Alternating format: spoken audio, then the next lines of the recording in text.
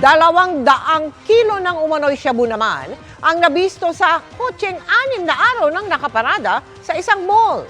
Ang mga yan ikinubli pa sa mga pakete ng tsaa. Nakatutok si John Consulta.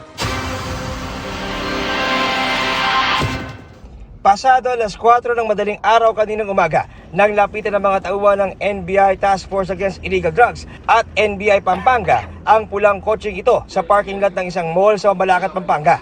Sa side mirror ng sasakyan, nakuha ang susi at nang tuluyang mabuksan, tumambad na ang 200 Tsaa-Bu package na may kabuuang bigat na higit kumulang 200 kilo. Ayon sa NBI, 6 na araw na ang nakakaraan mula nang iparada ang sasakyan sa open parking lot. Estimated yung street value na that would probably 1.4 billion pesos. They're conducting an institutionalized na yung drug profiling. So you will be able to compare this seizure from the previous seizures natin.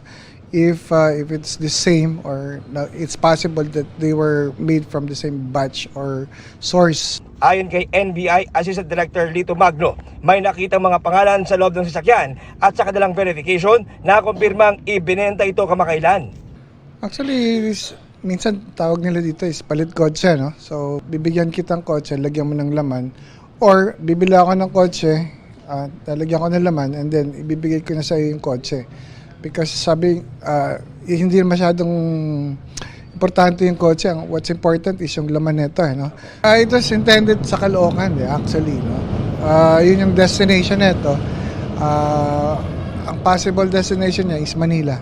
Ayon kay NBI Deputy Director Jojo Yap, nire-recover na rin ng NBI ang CCTV para matukoy ang pagkakinanlan ng taong nagmamaneho sa sasakyang kargado ng kilo-kilong droga.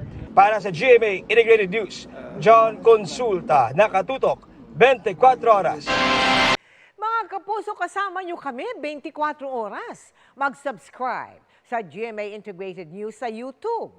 Sa mga kapuso abroad, bisitahin ang GMA Pinoy TV at www.gmanews.tv.